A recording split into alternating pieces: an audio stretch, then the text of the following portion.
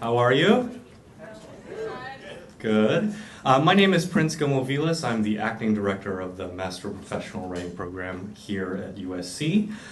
For those of you who don't know, the MPW program is the first multi-genre creative writing program in the country. Our students study fiction, nonfiction, poetry, and writing for stage and screen, and our students are very interested in, as well as our faculty, very interested in the connections between forms. Tonight, we are so fortunate to be able to borrow Aimee Bender from the English department for an evening of readings and conversation. I assume all of you here have read and loved her work, so we're in for a treat tonight, I'm sure. Before we get started, if you all could take a moment to silence your cell phones and other noise-making devices, that would be terrific and appreciated. To introduce Aimee Bender, I'd like to welcome David Eulin, who will also be moderating the conversation and Q&A. David is a book critic for the Los Angeles Times. He is also the author of The Lost Art of Reading and The Myth of Solid Ground, which was selected as one of the best books of the year by the Chicago Tribune and the San Francisco Chronicle. His first book of fiction, Labyrinth, will be released at the end of this month. And we are so pleased that he teaches nonfiction for us here in the MPW program. Please welcome David Eulin.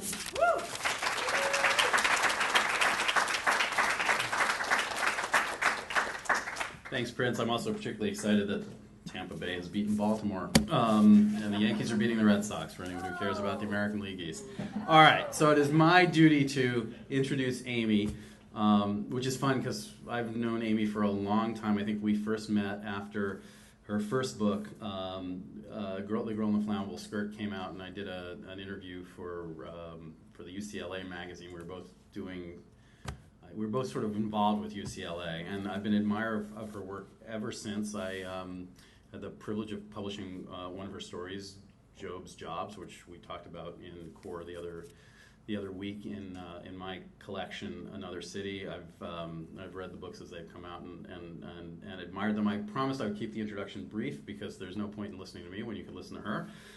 So quickly, Aimee is, as Prince said, English department faculty here, teaching both undergraduates and in the PhD. She's the author of two novels, the most recent, The Particular Sadness of Lemon Cake, and also An Invisible Sign of My Own, and two collections of short stories, the aforementioned The Girl in the Flammable Skirt and Willful Creatures. Her stories appear everywhere, big magazines, literary journals, cool little chapbooks. One Story, my favorite literary magazine in the history of the world. So Aimee's going to read, and then we're going to talk briefly, and then we're going to open it up to you. I hope you guys have good questions for her. Aimee Bender. All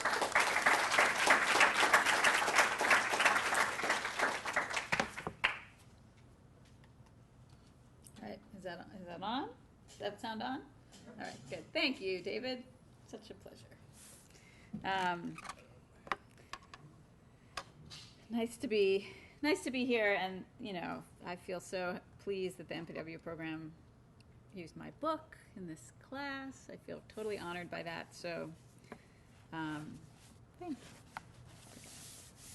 All right, I'm going to read a story that is new-ish in that it's not in a book at this point, and I had written a novel in between An Invisible Sign of My Own and The Particular Sadness of Lemon Cake. I'd written a novel for like years and made lots of pages, and then at some point it was one of these novels that deserves to go in a drawer, which I finally came to terms with and did put it in the drawer that is the computer file drawer, and have since been pillaging it for short stories. So the novel itself didn't hold together as a novel, but parts of it seemed to kind of hold as short stories. So this is a short story that came from the carcass of a giant novel.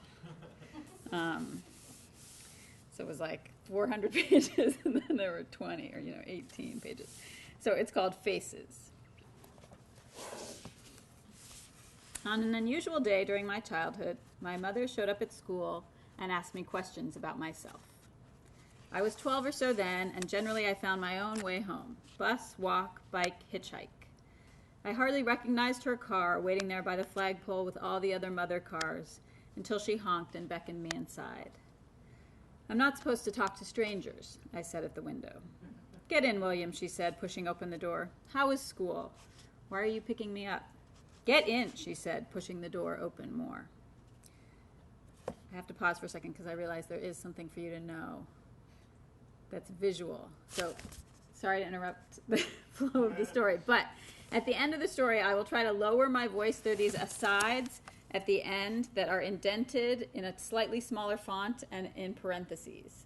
So I'm just going to try to make my voice a little softer to indicate that, but it's very firmly marked on the page, so just wanted you to know that. All right, sorry. Get in, said my mother, pushing the door open more. I had right then a fast stab of fear in my stomach, like maybe she would kidnap me, except for the fact that she had birthed me. It was confusing. I settled into the passenger seat. So, she said as she pulled out of the school lot, how was your day? Fine, I said. How are your friends? Fine, I said. That's good. What did you do today? We played war. How are you? You played war on the playground? Yes. War is not a game, William. Your uncle... I meant we played tag. I'm sorry. I forgot. Oh, and was that fun? Sure. I've always enjoyed tag myself. Tag, I said, is a classic. We turned onto the main street by the shopping area. My mother used to work nearby as an administrative assistant, but she had lost her job the month before. We have nothing left to administer, they told her. And who do you like the best of your friends, she said. Mom, I asked, picking at the seatbelt, why are you here? Are we going somewhere? It smells like French fries. Can we stop for French fries? Is there a friend, she said, that you like more than the others? Not really, I said. I like them all the same. She eyed the driver behind us in her rearview mirror, waving as she changed lanes. Where are we going, I asked. Nowhere special, she said. Do you have someplace to be? Me? Yes. Do I have someplace to be? Yes. No, I said. Good then. Now why don't you tell me one of your friends' names? Why are you so interested all of a sudden? I just want to know one of your friends' names, she said, slowing down at a light. Gath, I said. Last name? Gath. First name? Gath. Gath? Sure, I said. She smiled straight ahead, but her eyes were wandering. What do you mean, sure? That sounds about right, I said. Can we stop for food? But is it his real name? I don't know. You don't know? I don't know their names, I said. Gath? Sounds good to me, I said. You don't know your friends' names? I opened the glove box to discover many neat stacks of paper about cars and their insides. So what do you call them, she said, if their backs are to you? I thought about it for a second. The car in front of us had a kid facing out of the back seat, waving and waving. I call them hey or you, I said, waving back. She almost laughed, but it turned into a grunt. The kid turned left. Bye. We drove into the mall, and I sat in the parking lot while she went shoe shopping. Half an hour later, she returned, smelling suspiciously of chocolate cake. The shoes in there, she said, are so expensive. She handed over a bread roll. She didn't want to bring me in with her because last time mall security had found me quietly moving items in the department store into the wrong departments. She brought it all up again at the dinner table that night over spaghetti and red sauce. My friends have many names, said my little sister Ginny promptly. Angie, Cavette, Marjorie, Oral. Shut up, I said. Eat your dinner. My father tilted his head down to his plate. He was rarely home before 9, so this was kind of a rare encounter to be all eating at the same time. It felt like some kind of grand coincidence. What's wrong with that? He asked. My mother shook her head. You don't get it, she said. He honestly doesn't know their names, and these are kids he sees at school every single day. I know who they are, I said. They're my group of friends. Do they look different to you? She asked. What do you mean? I mean, can you tell them apart from each other? I took a sip of juice to stall. What do you mean? I mean, do you know one from the other? 3 of them are kind of the same, I said, wiping my mouth. Then there's the really tall one. He's different. My mother stared at my father. Are you hearing this? I'm exhausted, he said, drawing his hand down his face. I think I single-handedly saved the company today. Which company? Asked my sister. The one that sells bottles, he said. The plastic bottle one. Oh, she said, my favorite. She jumped down from her chair and sped into the bathroom, returning with a yellow plastic bottle of shampoo just to show she could identify his work in the world at large. He mussed her hair. My mother poured herself a little glass of cheap sherry and forewent her spaghetti altogether, and who can blame her since it was pretty much just noodles stirred with ketchup. So, said my mother, you can't tell your friends from each other. Can you tell me from your father? Sure, Dad, I said. Easy. She coughed mid-sip. Dad was explaining plastic bottle structure to Ginny and didn't hear, which was too bad because he, for one, might have laughed. Am I Mom? Asked Ginny, pretending to listen to Dad. Your uncles? Asked Mom. I've never met, I said. Your grandparents? Which ones? Any. I can mostly tell them apart, I said. For example, there's the demented one. William, said my mother, clearing her dish. She scraped spaghetti into the trash can. There's a lipid in the cellular structure, said Dad. We need to take you to the doctor, Mom said. There's something very wrong with you. He is so messed up, murmured Ginny. Why'd you pick me up today in the first place, I asked. My mother sipped her sherry in the kitchen and sniffed. My father had evaporated from the table by now. I found him reconstituted on the sofa, asleep with a book about the history of plastics on his lap and the bottle of shampoo nestled against his stomach like a baby. The next day, my relentless mother. Enough kidding around, William, she said. You're very funny. Now, who specifically did you eat lunch with today? All 5 Gath brothers, I said. They were at school 2 days in a row. And which one is the nicest, she asked. None of them, I said, is the least bit nice. She stopped dusting a bird bath made of wire, complete with wire birds and little wire loop water drops falling from a wire tree. Or she said, which Gath brother talks the most? All of them the same, I said. No one talks more than the others? No, I said. All of them at once. But who talks on the more side? It's pretty even, I said. How can you understand anything if they're all talking at once? Easy, I said, swaying. You just go with the flow of it. She shook her rag in the air and a muggy cloud of dust sank to the carpet. This is rapidly becoming like a bad Abbott and Hardy routine, she said. Except it isn't funny. Why are you so interested all of a sudden, I said. Who are your friends? How come I don't know any of their names? She closed the shelf and locked it, half dusted. She always locked it, like I was going to steal a wire bird bath and keep it for myself. Then she brought out a series of knickknacks and put them on the coffee table. A stone lizard, an ashtray of rock, a glass princess. Never mind me, she said. Now which one is glass? I pointed to the princess. I'm not stupid, I said. Which one is a lizard? I pointed to the ashtray. The lizard, William, she said. I pointed at the ashtray again with no expression. She blinked up at me, alarmed, and I held it for a second and then just laughed and laughed until I fell on the floor laughing. I had to eat dinner that night in my room. Leftovers, ketchup, spaghetti, cold. I have no problem at all identifying objects. Later that night when I took out the trash, I found a magazine on top of the pile called Mother Magazine, and to make my sleuthing even easier, it fell right open to a quiz called How Well Do You Know Your Children? I could see her fresh pencil scrawls all over the page. Questions like, do you know where your child is after school? She had Ginny, yes, William, no. Do you know the names of your child's friends? Ginny, yes, William, no. Do you know your child's favorite color? Ginny, yellow, William, blue. Which is wrong, by the way. I don't believe in picking a favorite color. It seems like a pretty dumb thing to rank, if you ask me. Do you know any of your child's fears? Ginny, death and nuclear war. William, friends? And do you know what your child might like to be when he or she grows up? Ginny, vet or singer? William, army? The magazine had a rating scale, too. If you got 85 to 100% of the questions, which she did with Ginny, you were a mother to be reckoned with. And it said how great you were, how tuned in, how involved. The middle category was something like, hang in there, Mom, you're trying. And the final one, which she got for me, was, Mother, may I suggest some mothering? This was all for a quiz, I said to her when I went inside, washing trash juice off my hands, and she finished folding up the newspapers into neat rectangles and said she was sure she had no idea what I was talking about. The following day after school, we drove half an hour away to the doctor, who was both a specialist in perception and also miraculously covered under our scant insurance. In the waiting room, we sat on different sofas, and my mother read the magazine on brides, and I read the one with the weekly news report that has a section in the back about how to raise your kid, which I always find hilarious. Robertson, called out the receptionist. I grabbed a handful of hard candies on my way in. The doctor's chambers were white-walled and blue trash-canned and orange-chaired. I ate a cinnamon and a peppermint at once. The doctor strode in with coat and clipboard and my mother launched into it right away. "Hello there, doctor. Thank you so much for seeing us. My son has this funny thing where he can't tell the difference between a group and a person." "Well," chortled the doctor, "isn't that interesting?" Her neck was so long it seemed strange that she was a doctor specializing in perception. "Let's see what we can discover here," she said. "Hi, William." "Hi." She stuck instruments into my eyes. She made me read various letters across the room. She had me close one eye and then the other.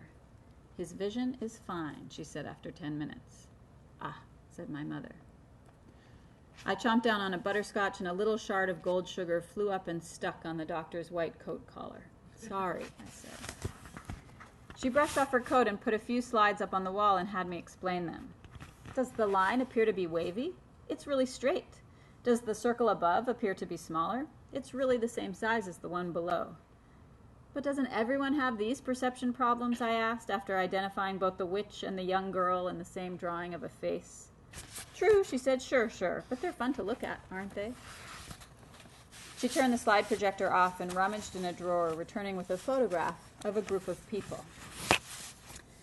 "Let's try this," she said. "William, who are these people?" "They're a group of people," I said. She bobbed her head. Okay, and what do these people do?" "They're all nurses," I said. "That's right." I pointed to the bottom of the photo where it said "Nurse Convention" on a black plaque in big white letters. She nodded. Her neck was so long that a nod for her took about 4 seconds to complete. "And what can you tell me about any of the people in the picture?" "They're all nurses," I said again. "And how are they different?" "They're different heights," I said. "Okay." She looked in my ear while I was talking. "My ears feel fine," I said.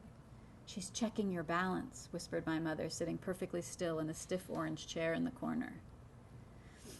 The doctor straightened the photo in front of me. "Now, William," she said, "can you tell me if any of the nurses are older than the others?" "What do you mean?" "I mean, are there elderly nurses in the photo?" I peered at it. They all looked pretty old to me. I found one with white hair. "This one seems old," I said. "He has white hair." She looked over my shoulder at the photo. "Okay," she said, "good, and you could tell that it's a man there." "Yes," I said, "it's an old man nurse, right there." "What else can you tell me about them?" "Nothing much," I said. "A bunch of nurses in a photo for a convention." She returned to the drawer and brought out another picture. The second photo was a bunch of young men in the army.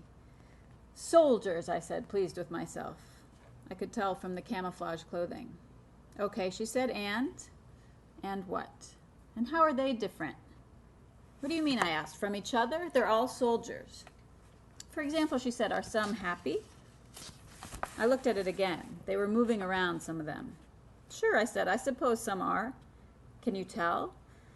"Not really," I said. You can't ever tell for sure if someone's happy or not." She pointed to the corner with her fingertip. "What about this one here?" "What about him?" "How's he doing?" I peered closely at his face. "I don't think he looks too good," I said. "His expression is weird." The doctor blew her nose into a tissue. "He's getting shot," she said. "Oh," I said. "Huh, I didn't see that part yet." "You didn't see his torso?" "No," I said. "I was looking at his face, like you asked. Now that I look at his body, I can see that he is getting shot." "And so is he happy?" "Well, I certainly doubt it," I said. "I'm not a moron."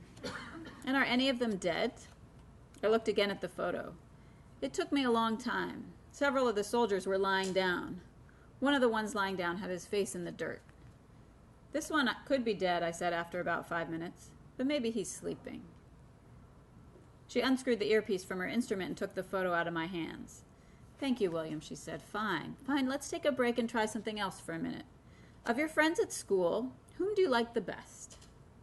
I could actually hear my mother's jaw stiffen behind me. "I like them the same," I said. "Really?" she asked. "Really." "And do you have friends at school?" "I just said so, didn't I? I have a couple of groups I float between. I'm not really in one main group." "And can you tell the groups from each other?" "Of course," I said, ripping up the corner of the papery doctor visit shirt. "How?" "They sit in different parts of school," I said. "I see," said the doctor. "And is there a leader in these groups?" "They change around," I said. I turned and glared at my mother. She had her head down, her eyes on the wall, the ceiling, the floor. "Can we move on, Doc?" I said. Any more photos? The doctor wrote something on her clipboard and returned to the drawer to take out another picture, this one of a family.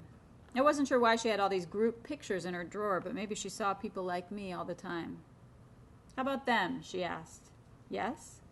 What can you tell me about them? They're all black, I said. I can see that. Can you pick out the grandfather? I looked for a while. No one had white hair. No. Can you pick out the baby? I looked again, and finally I found a baby stroller off in the corner. There, I said, a baby. Can you find the young man? I stared at it for a while, but I couldn't find the young man any more than I could tell who was the grandfather. And just because someone was old didn't mean he was a grandfather anyway. No, I said, and it's not because I'm racist. She brought out a similar photo of a family of white people. All I could see was the shape of the group made by their heights and the position of arms and feet. This one, I said, pointing, is sitting. The doctor looked at my mother now. They exchanged a meaningful look. What? I said. Do I have brain damage? What? Who cares who's who? I enjoy the general. What's so wrong with that? Why is this important? If I meet the person and talk to them, I'll know who they are then. My mother was silent. The doctor was silent. Why'd you say that? Said the doctor after a minute. What do you mean? Why'd you just say all that?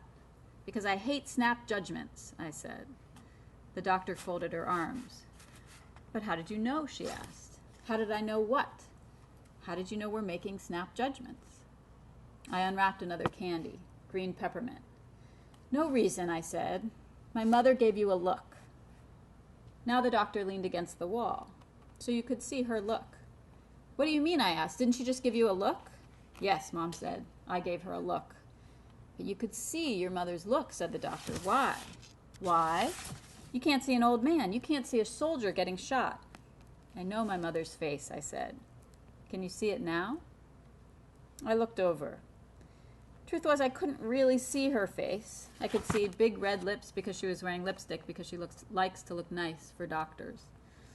Make a face, Mrs. Robertson, the doctor said. She did something. What? I couldn't tell. Can't tell, I said, sucking on the candy. But you could tell the earlier look, said the doctor. Just sometimes, I said. Are we done? Do you see me as a group? Asked the doctor then in an all-too-friendly voice. I'm not retarded, I said, pulling my shirt back over my head. I can see that you are one person and that you have a ridiculously long neck. William, barked my mother. William, may I speak to your mother alone for a moment? The doctor asked. I stormed out. I emptied the entire lobby candy jar into my pockets and left the building. There was a candle shop next door, so I went in there and smelled wax for a while. The one that said it smelled like chocolate was wildly misleading. I have an excellent sense of smell. On the street, I tried to look at all the people walking by, but they just looked like walking people to me. I didn't see why I needed to read their faces. Wasn't there enough complication in the world already besides having to take in the overload of details and universes in every single person's fucking face? The drive home was mostly silent. My mother didn't wave at the drivers when she changed lanes, which is unlike her. In general, she's at her best in the world with strangers and gets great reassurance from a wave or a nod between cars. But on this drive home, she changed lanes on her own without acknowledgement of anyone and was quiet the whole of the time until we pulled into the driveway. I just don't understand, is all she said then. My father walked in from work late that night as usual and found some frozen pizza thawing in the refrigerator by accident. It had never been cooked, but he didn't bother to heat it up and just ate it cold. Cold pizza, he said, smiling at me, as little flecks of cheese fell to the floor. It's not the same, I told him. When he was done, my mother asked if she could speak to him in the other room. Ginny was playing hospital with her torn stuffed animals, and I skulked around their door as they settled into the bedroom, and I heard her whisper to my dad that we went today to the doctor who did lots of tests and was very kind and professional, and William has a real problem, and the doctor diagnosed him with facial illiteracy. Wait, what? I said from the hallway. I leaned in the doorway. She said, what? My mother's eyes were enormous. Okay, I could see them. My mom only, sometimes. My father's hair was a mess from exhaustive mussing, and he said, facial illiteracy? What the hell is that? He cannot read a face, said my mother, wincing. He cannot recognize facial or, for that matter, bodily signals. He can't read people at all. And Stan, she said, it's true. Oh, whatever, I said, kicking the door. I bet the doctor made up that name right on the spot. Go to bed, William. It's 9 o'clock. You're a growing boy. Go to bed. So what does it mean? Asked my father. I don't know, she said. He may have to take special classes on recognition of faces and people. Go to bed, William. I stayed by the door until she came and closed it on me. Shoving my ear against the wood, I heard my father's tones of mild protest and my mother's rising Pierce. Soldiers, she was saying, all dead. He thought they were happy. At the TV, I found Ginny surrounded by her now mended stuffed toys, watching the sitcom about the people who work at the pet store and act like animals. She likes the boss, who talks like a monkey. I tried to look at each actor's individual face, but all I saw were eyebrows and teeth. No one emerged from the parental bedroom for over an hour, and I fell asleep on the couch. That's when I woke up at the first light of morning, covered with stuffed bears just barely held together by clusters of staple and tape. There was a moment once. This is the quieter part. I was eating dinner with Mom, and Dad was at work late, and Ginny was at a friend's house learning new verbs. I barely remember this. It's sort of made up if you want to know the truth. We were eating spaghetti and cottage cheese, and Mom looked at me, and then all of a sudden it was like her face melted. The lines around her eyes all pointed down, arrows down her face to the lines around her mouth, which pointed down, and then her chin caught it all like a net, trapping all the down arrows and feeding them back into her jaw and lower lip, which drooped and sank from the weight. She took a sip of her water. Mom, are you okay? I asked.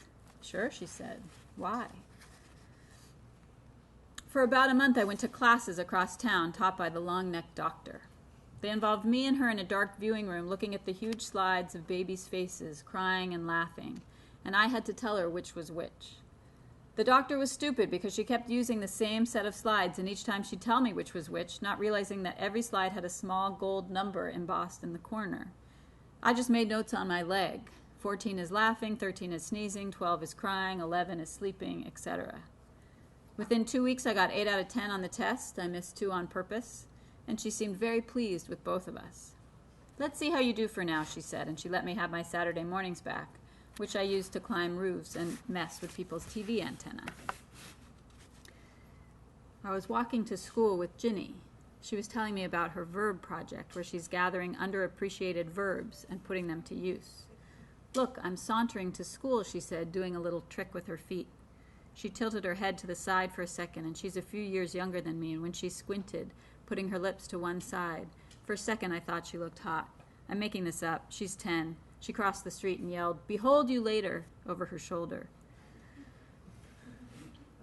My mother did not pick me up from school again. She was back pounding the streets looking for a job. She did interrogate me several times at the kitchen table when we were home at the same time, but by now I had learned my lesson. His name is John Gath, I said to her as I ate my 5th piece of toast. He talks the most of anyone, and he's the leader of the group. I like him the best, except on the days when he's in a bad mood. John, she said. John, I said, chewing the crust. And his brothers are George and Paul, and his cousins are Rocky and Jojo. And who talks the least, she asked, brushing ants into the trash can. I watched them climb out. Jojo, I said, is a quiet sort. By the way, my favorite color is blue. Blue, she sighed, leaning back on the counter. That's a good one. Have you done your homework? All done, I said. Did you get a job? Soon, she said. We were smoking at the wall at recess, and one of the Gath brothers handed me a bag of barbecue chips, and when I took it, he had this look in his eyes, glinty, looking right at me. What? I said. What? He said. You know what I like to look at? The bird baths, locked up. The stuffed bear stuck together with staples and tape. The TV. The refrigerator. I like the car. The changing weather. The taste of wrong color peppermints. The doctor's neck. There's a photo of the Robertson family in a blue wooden frame that sits on top of the TV that we got at the department store's photo department. I try to focus my attention on the TV, but sometimes I glance up by accident. Mostly I just see hair and all of us in our nice shirts, and I remember the dick photographer who made us say buttercream pie, but once in a while I look up and it's a flash, like the photograph is screaming and everything is imprinted there. Everything. Like the shape of my mother's jaw might as well bleed out the word disappointment, and my dad's eyes are way far back and blank in his head, and Ginny smiles too big like she's pouring grout on the world, and somebody's flattened me. One night Mom held it up during commercials and said, "I think this is my favorite picture of us yet. because she likes how the angle doesn't show her double chin, and she likes to see Ginny smiling with her pretty teeth, and Dad with his hair just cut, and how for once I wasn't scowling at the camera. "Look, William, how handsome you are when you're not being difficult," she said. I shrugged at her. "Can't see it," I said. "Sorry." That's the end.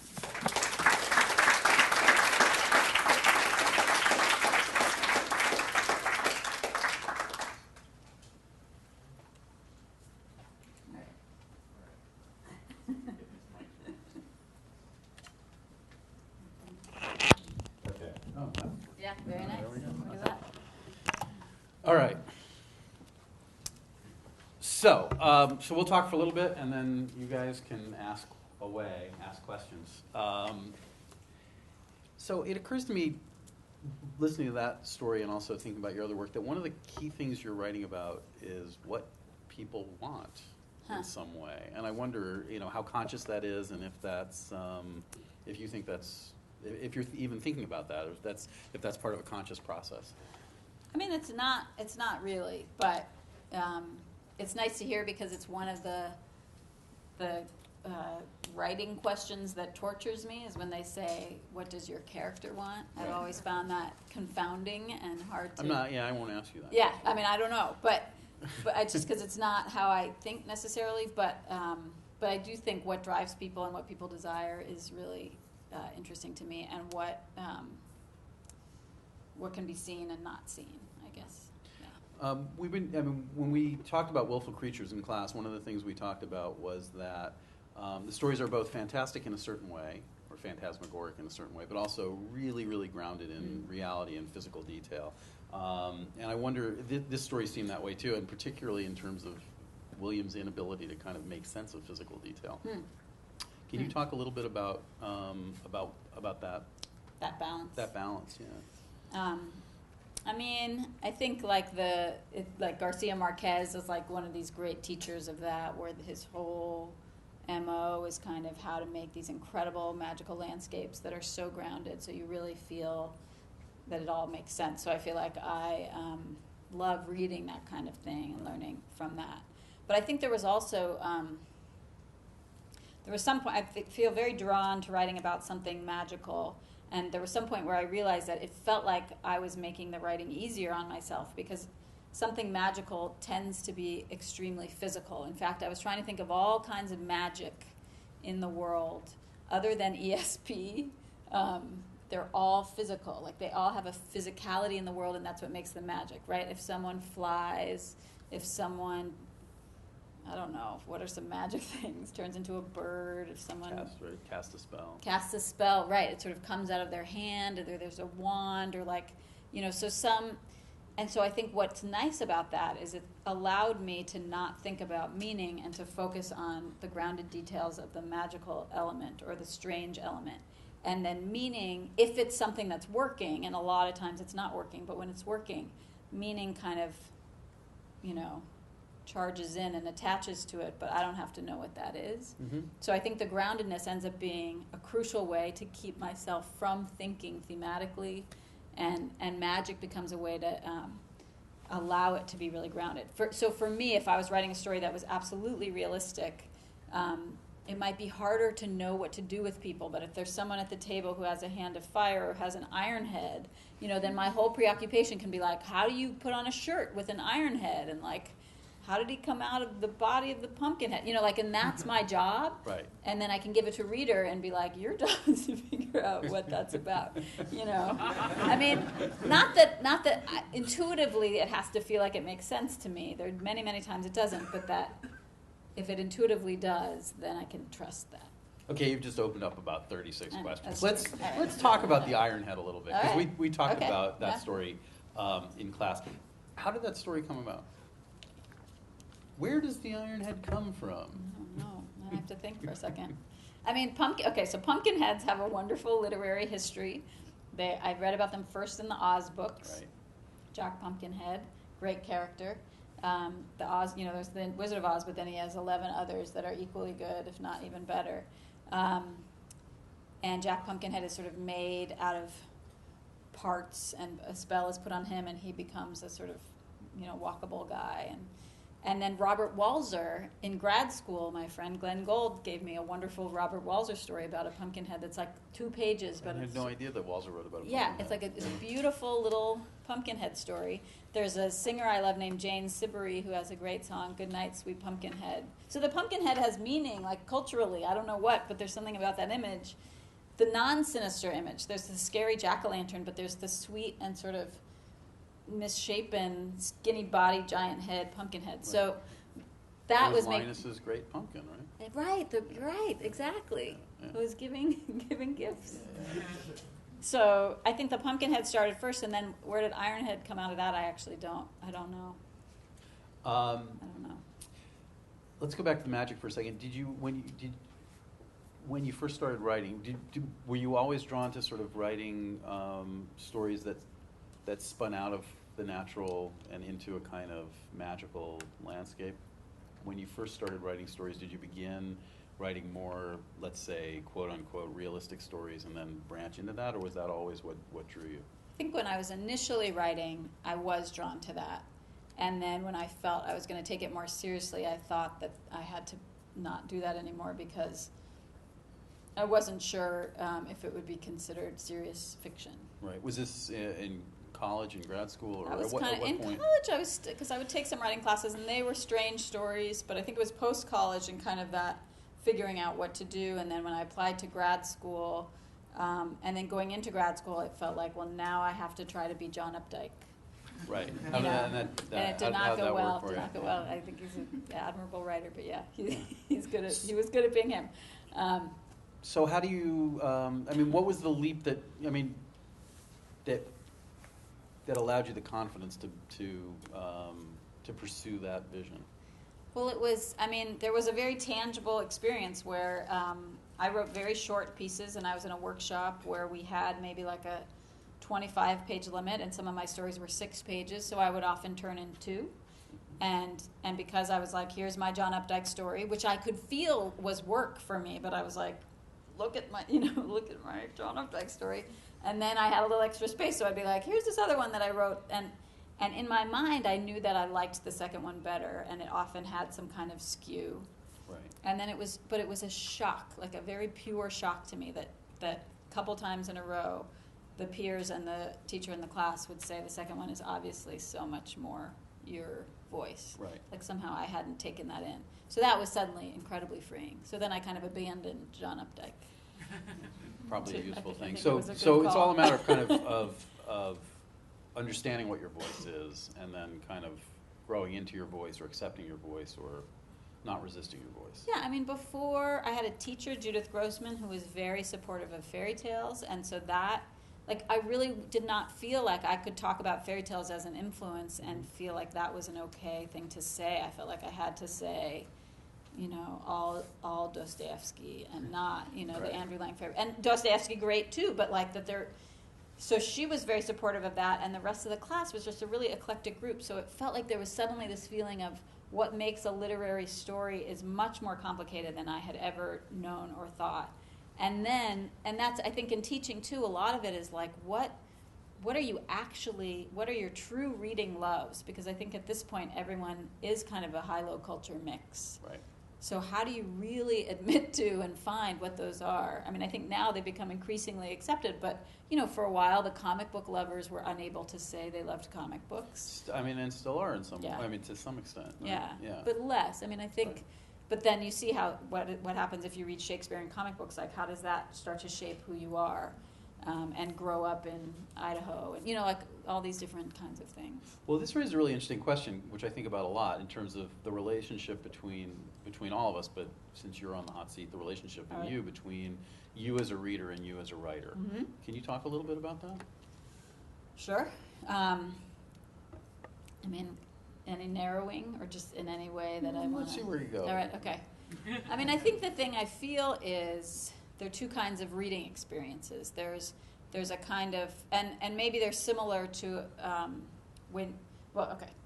2 kinds of reading experiences are when you read something and maybe you're being taught it and you're learning about it and you can appreciate it and you're taught to appreciate it and you learn that way. And that's very important, and that's how you get exposed to things that are outside your realm.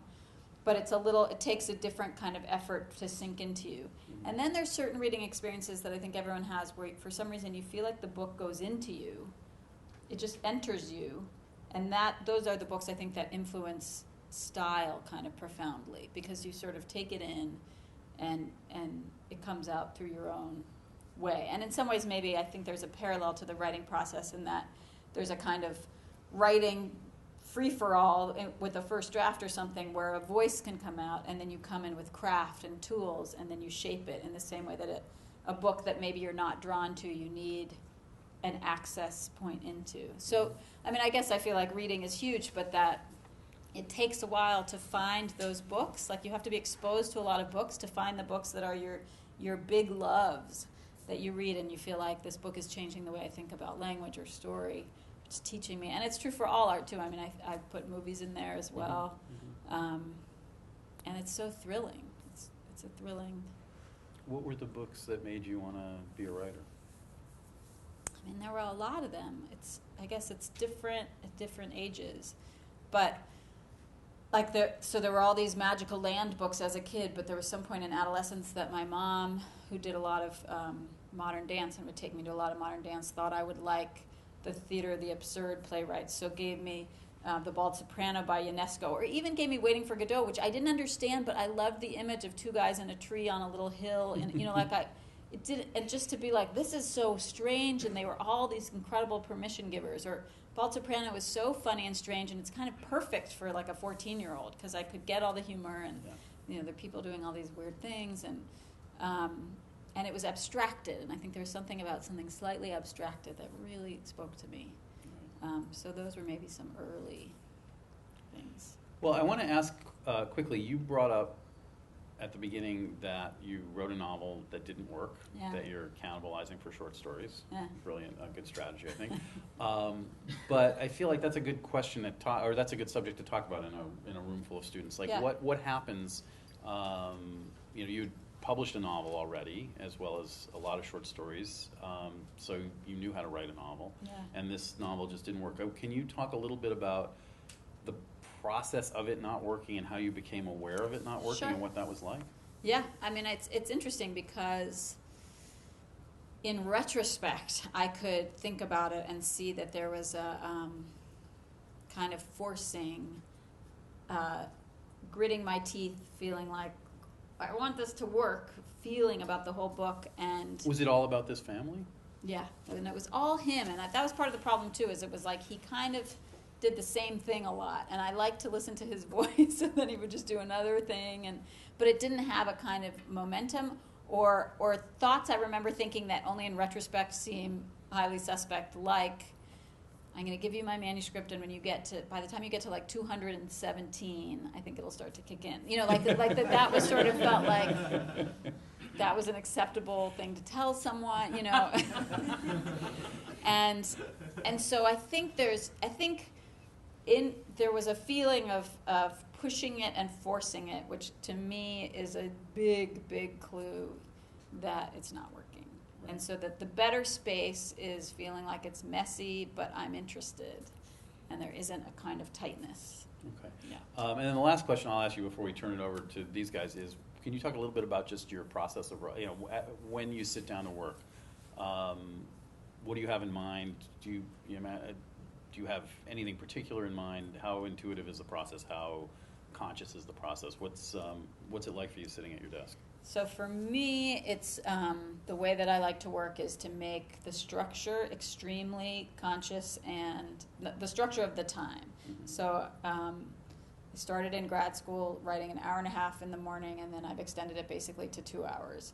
So I have like a 2-hour set box, and then I can do anything in that time. So sitting there is fine. So sitting there and sitting there and you're not putting words on the page for 2 hours. You're just sitting there for 2 hours. I'm just sitting there with no internet and no email, of course, and just sitting there and maybe looking at old files, a lot of rereading, and it actually really changed the way I thought about writing entirely, because there had been this feeling of like the waiting for inspiration or a pressure and a dread that I wasn't writing, and once I kind of routinized the experience of I'm going to be sitting down to do this 5 or 6 days a week, the dread the rest of the day went away. And also the feeling like I had to be thinking up ideas during the day, or I had to be like looking curiously at the light to be like, I have to use that in my story. It's like it all went away because it just felt like just be in the world and live your life and then be here at this time. And what's important will show up at some point because it gets so boring. Sitting there for 2 hours is not that long, but it's really long when nothing's happening. It gets so boring that then stories start to evolve from boredom. So, and the thing at boredom is really interesting to me, and it's, people say a lot, like, what's your inspiration? As if people walk around in that same, like, it's like a character in a movie, right? Who does that?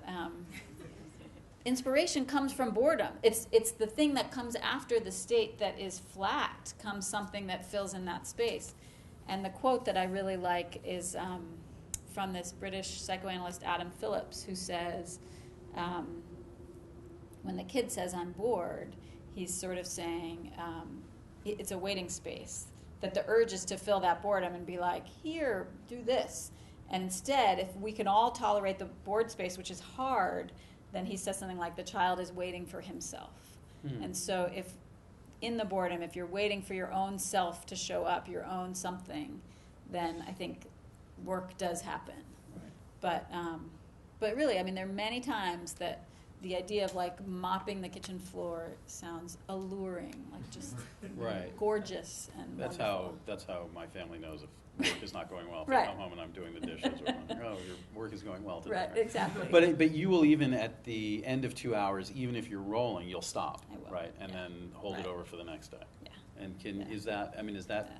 I can see it being very easy to get up from the desk if it's been a rough 2 hours. Right. But is it difficult to get up from the desk if you're cruising? No, I mean, because it's just so nice to be able to stop, and I think in my perspective, the structure, the kind of integrity of the structure, is more important than that given day. And I think later, I was reading about Hemingway saying, what's nice is when you're rolling, then the next day you have something to come back to. And he also said, right, you always want to leave something open so you have right. a place to start the next day. Exactly, Yeah. and that it's just such a good feeling. And I think Trollope would end mid-sentence. I think that's right. So it's like, you'd actually go back inside the sentence itself. But it's so true that when something's rolling and then you stop, getting up to work is like a thrill, Mm-hmm. and in most days it's definitely not. All right, well, let's open it up to you guys. Who's got questions? Don't be shy. It's kind of a two-part question. The first part is, if you can remember, what inspired this story? And the second part is, what was your initial thinking of what the story was going to be, and how and why did it change to become what it is here at the end? In terms of it as part of a novel? Well, no, Or- actually the journey of the story and Okay. these characters. You must have had like an initial thinking of what your story was going to be, and as you got into it, Yeah. it changed. Yeah. And then what caused that change? What was it? I mean, because it was part of this novel, I sort of sat on it for a while, and it didn't really fit in the novel because it was a little more strange or slightly magical in a certain way than the rest of the book was. So, and I'm trying to think of what was the initial kernel. I can't totally remember. And a lot of times it will start on some idea and then I'll just follow it. If the story's working, which most of them don't, but if it's working, then I'm interested in what happens next. So the mother picks him up at school, and I was like, why is she picking him up at school? And so then the discovery of the quiz is also my discovery of the quiz. And I think the part that maybe evolved over time more was, why is he not seeing these faces? Because there is something that someone may know the name of, it begins with a P, that is an inability to read faces. Does anyone know the word? Facial agnosia. Agnosia. Okay, maybe it's like that, where it's like you really can't read faces. But then that is maybe also different than my sense as it went along, that there was almost a willful choice to shroud the faces because too much. So I think that was kind of a discovery towards the end that changed the story. because I had the part for a while where he was watching the babies' faces, and maybe it came from something like that, because that is a real thing that they will do for people, or you can do it online yourself and be like, how's your empathy, like, can you tell that this is a happy baby? And it's like, and then you test it, and then they diagnose you with something. So maybe part of it came from my own fascination with online and magazine quizzes, of which I've taken many. and slightly manipulated to get the category that I want. Do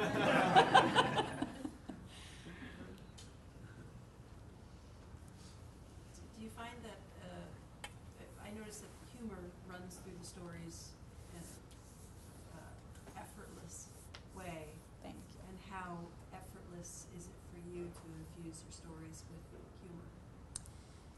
I'm not thinking about it, so it's always really, sometimes when I'll read a story for the first time at a reading, it's really amazing if people laugh at a line I didn't know was funny. I mean, that's a great feeling. Or sometimes there's lines that I think are funny and then no one laughs, so that happens. That happens too. And this is fascinating, it's kind of an aside, but in terms of performance, if I've gotten a laugh at a reading on one line and the next time I read it, I'm a little jazzed and I'm like, I'm going to anticipate that people are going to laugh, it totally flops. So you almost have to not know. Anyway, I don't know how comedians do it, but I find that really interesting.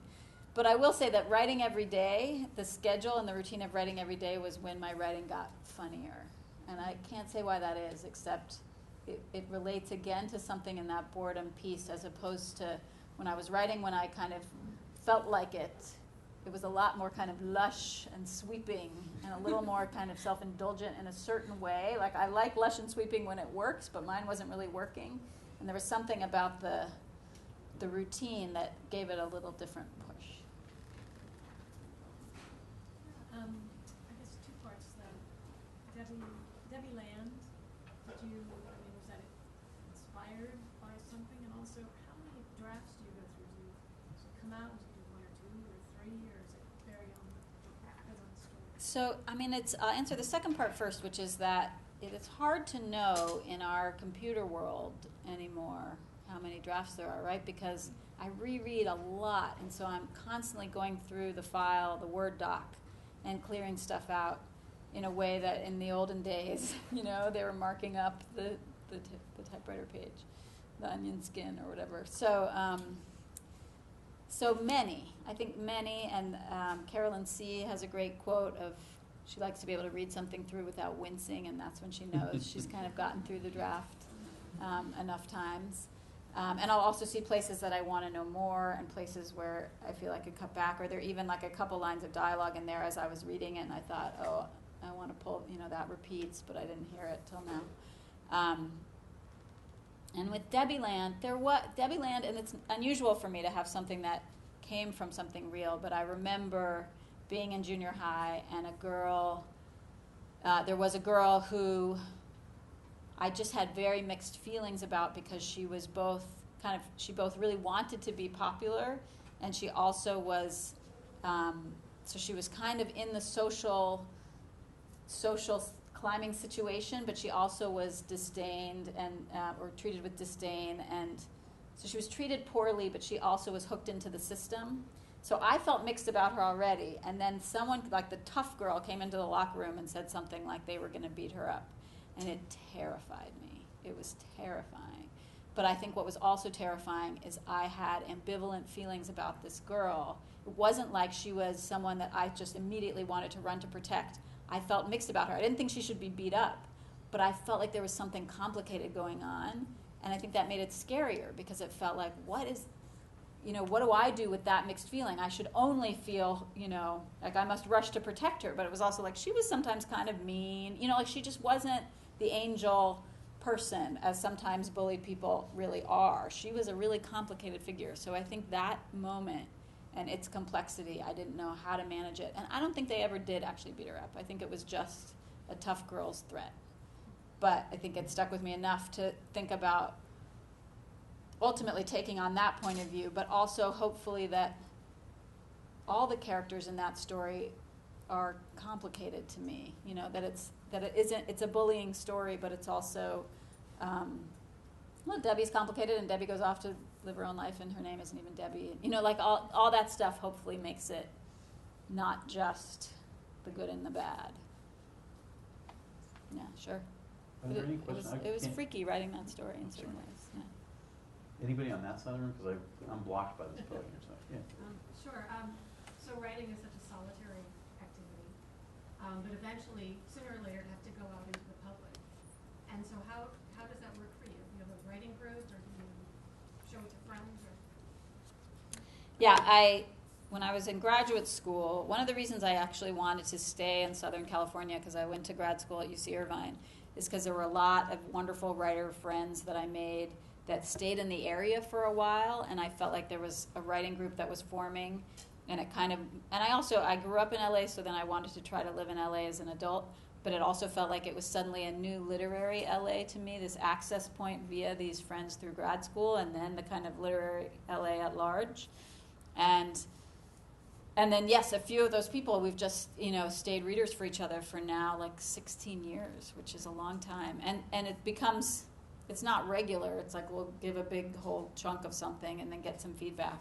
But I think it's so important to have readers that you trust. And I think it's also important to, when you go to events and you talk to other writers, it's so relieving. Because let's say you're working on a novel and you run into a writer and you say, I'm working on a novel, and they're like, oh, how's it going? There's a kind of instant camaraderie that people who aren't writing novels don't necessarily know, or writing poems, or writing, everyone in a kind of writing process knows something about the messiness of the process. And I think that support, we each go to our solitary little desks, and then you come together and you just, kind of pat each other on the back to just be like, keep going, don't look down off the Joan Didion tightrope, or just hang in there.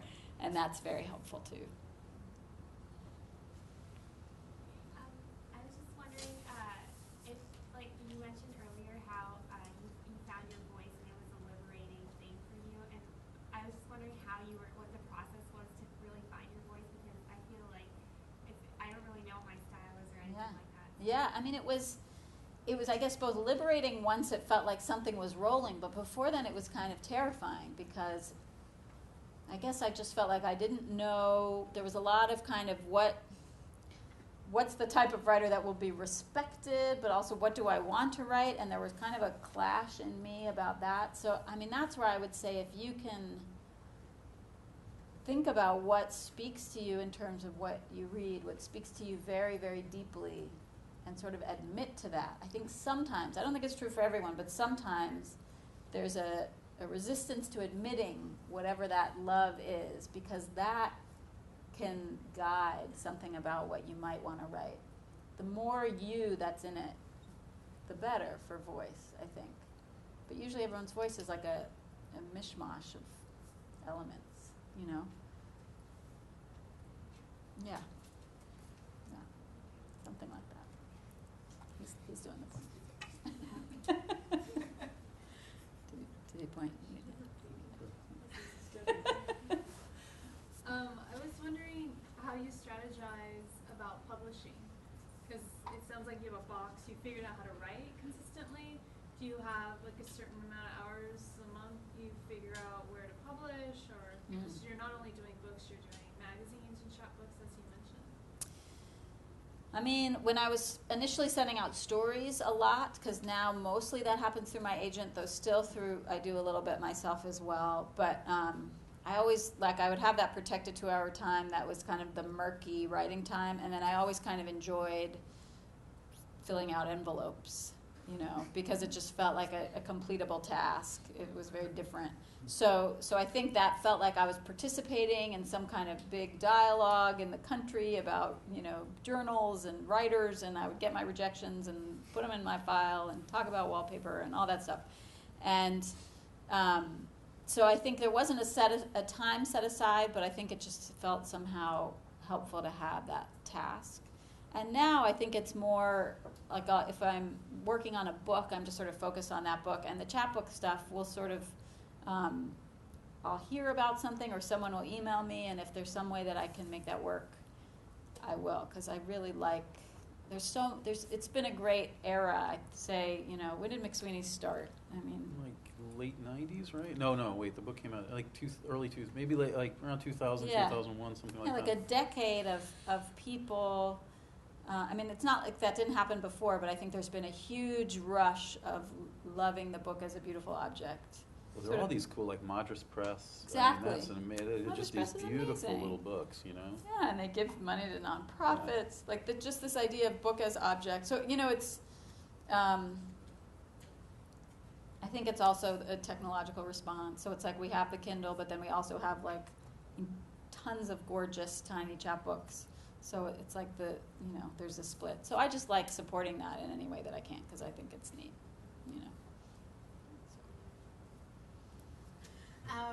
So you talk about picking the carcass of this novel for short stories. Yes.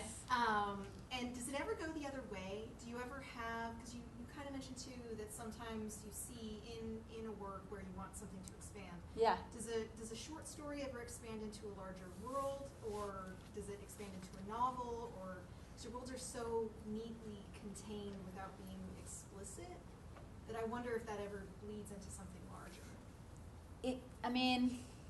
I think for whatever reason, there's something about the sentences in a short story that feel they're like tighter in a different way than in a novel, and so that they move towards an ending quicker. And then for me, then it's a done story. Like the story doesn't open out into a novel as much. I know that's not true for other writers, and that can be fruitful. But I think what's interesting is I'll see how one story is kind of a model then thematically for what ends up being a novel. So I'll be writing about the same thing for 300 pages that I wrote about here for 6 pages. Like that there's something, or there's even like something in the end of this story that I just read that has some similarities to the particular sadness of Lemon Cake and the idea of one of the characters in there. So I think this was a prequel to that novel in a certain way. So, but I do feel like when a story has a momentum and it's moving on its own momentum, then then it's done. And that I know a story isn't a story when I can't really finish it. It just keeps slipping out of grasp. Mm-hmm. And then it might be something longer. Yeah. I don't know if that totally makes sense. I think my question's 3 parts. I apologize. It's all right. Are a lot of your characters based on people you know? And if so, are they generally characters who are really close to you, like family, or are they more distant characters that you make up the fill in the blanks about? And then I just left off, and I just want to know if that's based on someone else. Thanks. No, good. So, this is the nice thing about magic or a strange storytelling, however you want to call it, is that it gives me, they're not based on people that I know, but of course they're all mishmashes of people that I know, including myself, but then it's hard to sometimes tell who's who until sometimes years later.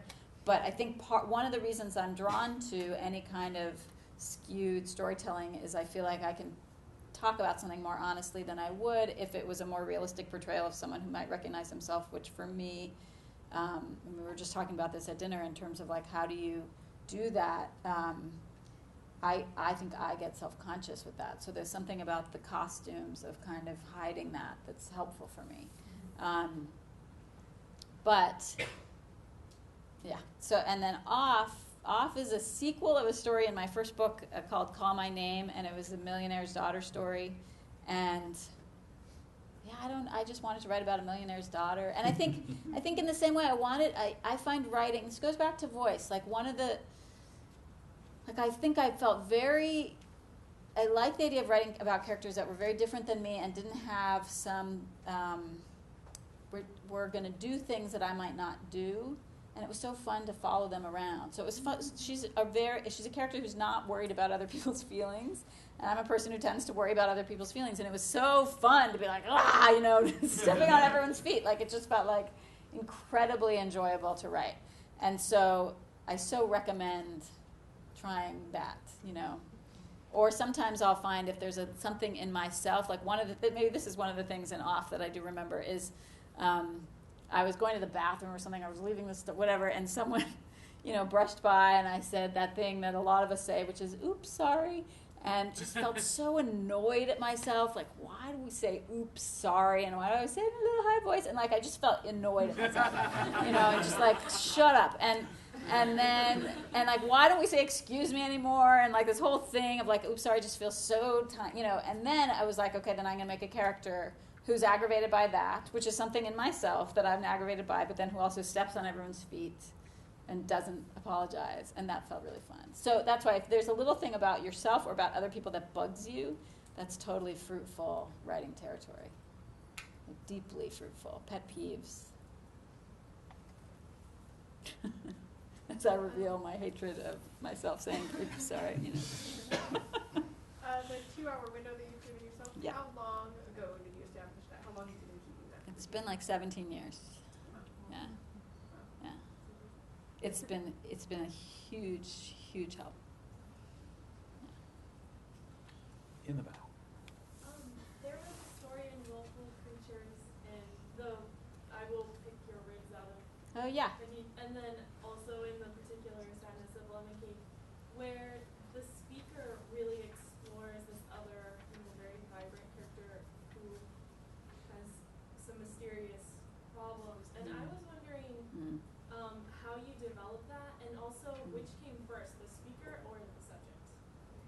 The speaker always comes first. The voice or the kind of way the story's being told is what always comes first for me. I'm never thinking about content or about idea or about theme at all. Like, all I'm looking for is a sentence where I want to follow it to the next sentence, where I feel interested enough to keep going with it. And I will go to any place, like I'm looking for that. Any point of view, any topic, any magic, not magic.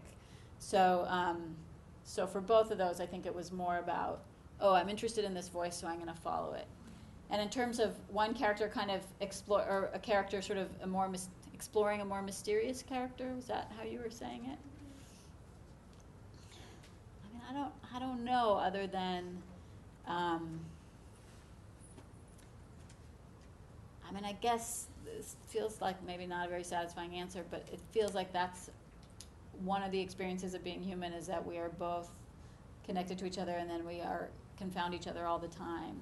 So I think it interested me to imagine if one character is trying to understand another but really can't.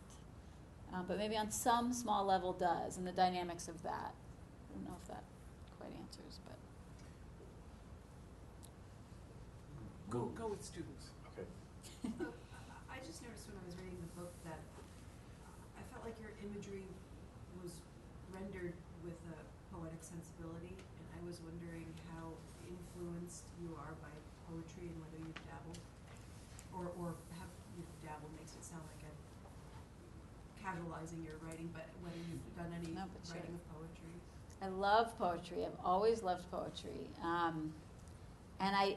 And dabble is right, because I occasionally will try to write poetry, and I'm really a bad poet. Like, I really don't understand when to break the line at all. Like, I love it and reading it, but I think what's nice is it feels like reading fiction, definitely reading with an eye of a fiction writer reading fiction and looking at how they're using the craft. And with poetry, I'm not. Like, I'm appreciating the imagery, but I'm also a little bit in awe of the mystery of how it's made, so I can read it as a reader a little bit more, and I think that's incredibly pleasurable. And then to try to take a sense of imagery and put it into fiction, I also like. I'm thinking of Dennis Johnson, who I know was here last year. Like, he's a fiction writer who also was a poet, but who clearly is somehow writing fiction that is associative in a way that feels similar to poetry or leaves gaps that have a kind of poetic sensibility. And I think same as Raymond Carver, also starting as a poet, you can really feel that space. And I just love that. I love that. I think you do. Yeah, well, thank you. So, Aimee, we were talking at dinner about this, let me start with, this is 2 parts. So to the end of the line is really disturbing. So I would love you to talk a little bit about writing into something that's really disturbing. And then we were talking at dinner about endings, because I had a meeting with a student today who was interested in talking about how you know that you've gotten to the end without tying it in a bow. So maybe you could sort of talk about that from that story. Sure. I mean, so with the end of the line, I was, this is why the 2 hours works for me also, is that, and this is why stopping and not keep going when you're on a roll, is that the stopping point is, I think, as important as the 2 hour block. My father's a psychoanalyst, and so is my sister. Well, she's not a psychoanalyst, but she's a psychiatrist. Anyway, we're a big therapy family, and so I think there's something about the model of the therapy frame, which is that you have a 50-minute time to spill your feelings, and then usually or often good stuff happens 5 minutes before you go because you know you're going to go. So I think there's something in that that relates to that story, because I would work on it and then I would work on other stuff because it kind of freaked me out. And it was, I didn't really know what I was doing, and I was like, no one ever has to see this weird sadistic story. But I'm going to write it, and then I'm going to look over here, and then I'm going to look over here. So sometimes it would just happen, and then I would end those 2 hours, and I would never feel like I was stuck and trapped in it. But I think it did allow me to move along in the story, and then it took like a couple years of dipping in and out. And one day I just was bored, and in my 2-hour thing, and looking up that file, and I could read it through, and I thought, oh, I think might be a whole story. And then to sit with it for a while, and then show it to one of these trusted friends in the writing group, who was like, oh, I really love this story, which again really surprised me. I often am surprised by something if I just don't know that it's working. But do you know when you're disturbed that that's a good thing? Yesterday I heard Jerry Stahl say that if, that Selby had said to him, if you're squirming, keep going. Maybe you want to squirm and then you want to squirm some more. Did you feel that discomfort as a good thing? See, this is what I think happens to me, because it's something I think about a lot, which is I think by the time I'm squirming, I'm aware of what I'm doing, so I can't squirm anymore. So I think the way I know that I've been disturbed is I want to start working on something else. So it's like literally I'll just be like da-da-da-da-da-da-da, and then I'll be like, ugh, and then I move over here. But that paragraph happened. So that means the next day when I go back, I can look at it. But I guess for me, yeah, I think it's like if I feel like now I'm squirming, then I'm suddenly aware that I'm squirming, and I'm like, I'm fighting through the hard moment. And I don't really get that much writing done in that space.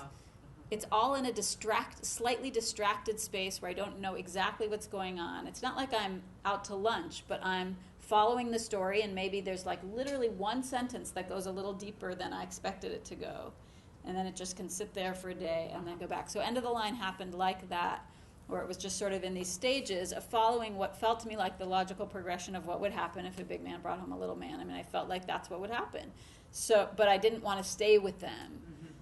So it's just interesting, because I think I'm ambivalent about the sit there through the hard moment idea, because I like it in theory, but I don't know that it actually works in practice for me. Yeah. But I have to sit there for the 2 hours, so maybe I'll get bored again and go back. Maybe I take a little rest. And then I'm like, I'm still kind of into that story. So, and in terms of endings, yeah, I think with endings, it's a lot about trying lots of different endings until you feel one that feels like it hits a note that you like. Thank you. Sure. I'm very interested in that question about the squirming thing, because Well, I think it is really interesting, because it's true that if you are getting self-conscious about the squirming thing, then it becomes, are you squirming for your benefit or for the readers, and that takes on a whole different nuance of, oh, I'm going to make my reader squirm, and that's something else. Yeah. And then it's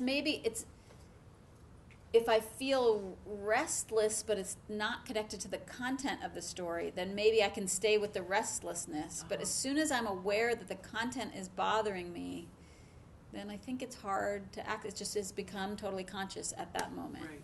So it kind of needs to go back in.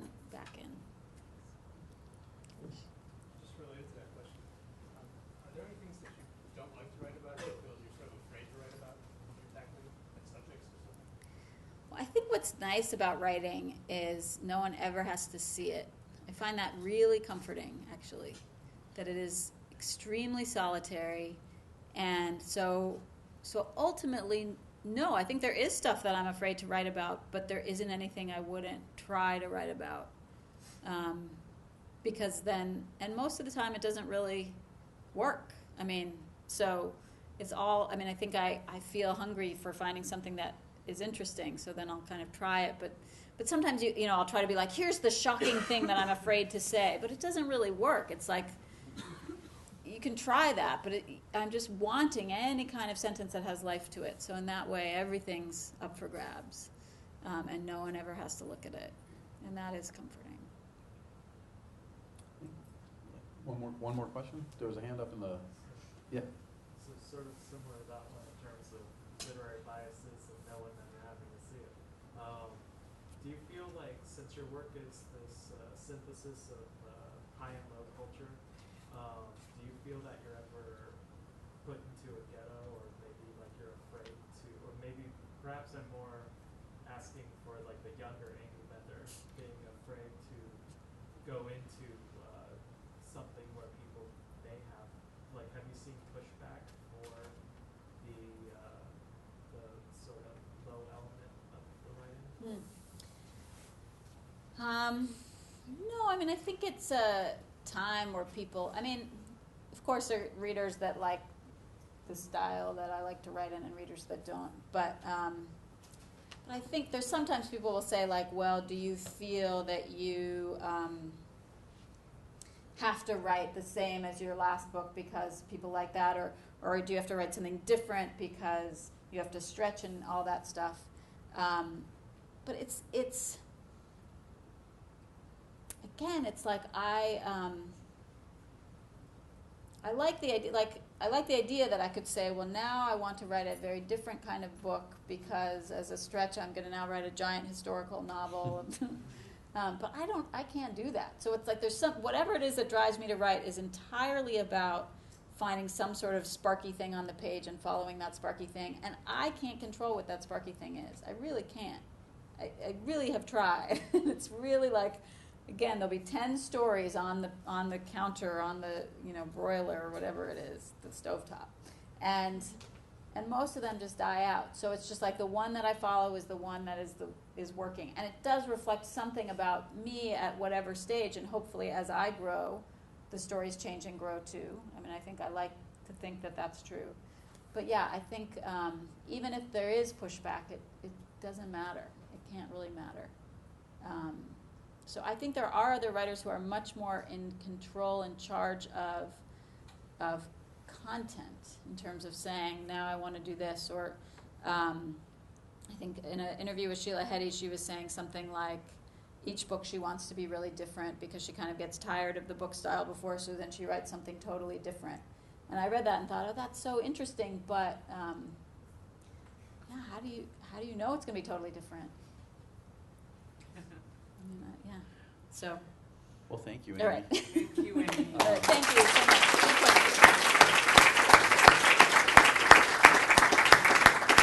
So thank you all for joining us tonight, and another round of applause for David Yulin and Aimee Bender for a wonderful evening. Please join us in the lobby for food and drink, where we'll get to mingle.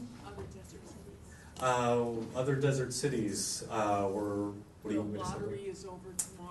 Yeah, so for those students who are interested in entering the lottery for the $12 Desert Cities tickets, that is tomorrow is the deadline. I also wanted to thank the MPW staff for helping us put together this evening, so thank you to Howard Ho, Court Brinkerhoff, and Adena Garapian. Please join us here next week, same place, same time, for an evening with Pulitzer Prize-winning poet Kay Ryan, who will be reading from her work and will be in conversation with poet and former NEA chairman Dana Gioia right here. So thank you all, and we'll see you on the lobby.